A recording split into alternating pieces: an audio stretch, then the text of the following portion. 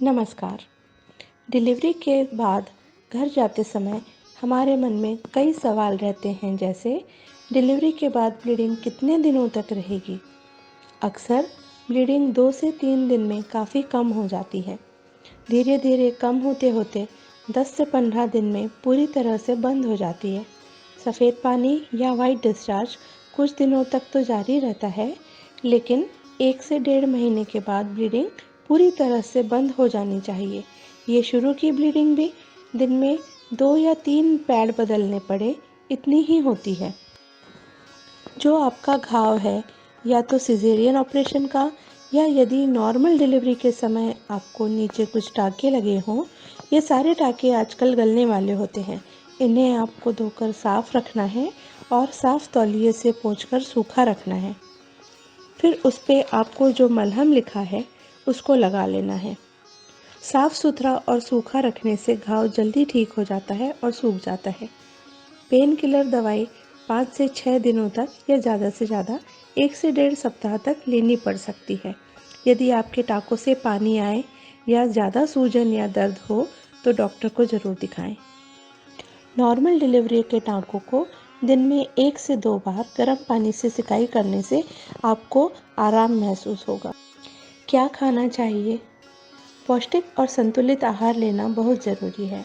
दिन में 5 से 6 बार थोड़ा थोड़ा डिवाइड करके खाएं। खाने में हर तरह के अनाज जैसे ज्वार, बाजरा या गेहूं की रोटी और चावल लेना चाहिए। प्रोटीन की ज़रूरत पूरी करने के लिए 1 से 2 कटोरी दाल लें। अंकुरित चना, मूंग, पनीर आदि से आपकी प्रोटीन की आवश्यकता पूरी होती है।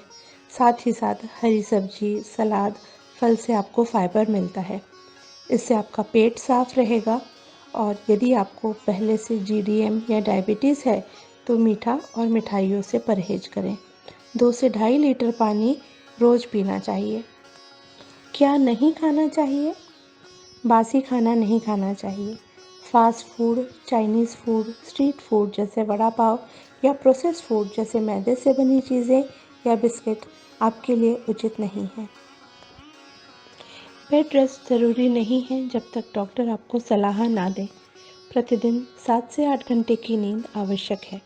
अक्सर बच्चे को दूध पिलाने के लिए आपको रात में जागना पड़ता है, तो दिन में ही बच्चे के सोते समय आप भी आराम कर लें।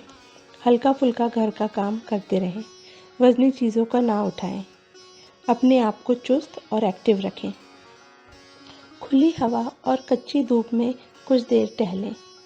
पेट कसने के लिए पेट को पीठ की ओर खींचिए और फिर 20 से 30 तक गिनती कर फिर छोड़ दीजिए। ऐसा दिन में 20 से 25 बार दोहराएं। इससे पेट कसने में मदद मिलेगी। साथ ही साथ कीगल एक्सरसाइज। ये एक्सरसाइज पेल्विक फ्लोर की एक्सरसाइज है।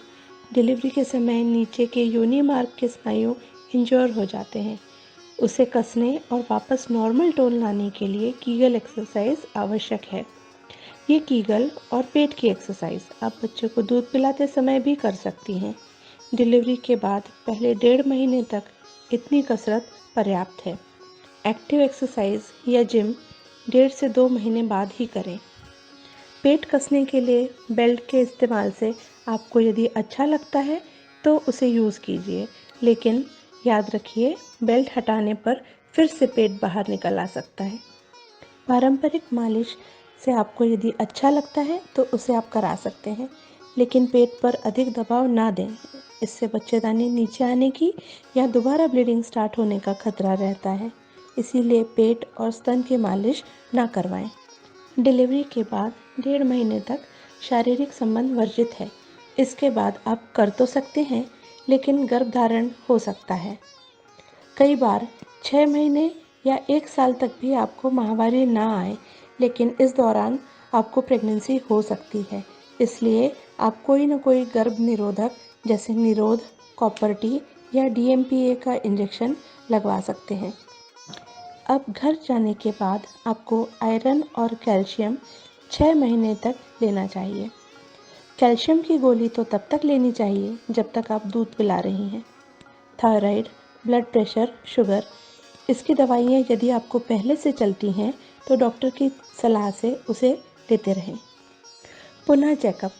Follow up visit. 1 हफ्ते बाद आप आकर दिखाइए ताकि आपके घाव, टाँके, ब्लीडिंग की मात्रा आदि चेक कर सकें।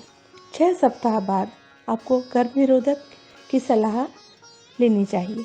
यदि आपको बीपी या डायबिटीज़ है तो उसका चेकअप भी 6 सप्ताह बाद ही कराना चाहिए। याद रखिए, यदि ब्लीडिंग ज़्यादा हो, बुखार आए, उल्टी हो, पेट फूले, सांस फूले या आपको किसी भी प्रकार की कोई दिक्कत महसूस हो तो 6 सप्ताह का इंतज़ार ना करें। आप इमरजेंसी में भी आके दिखा सकती हैं। धन्यवाद।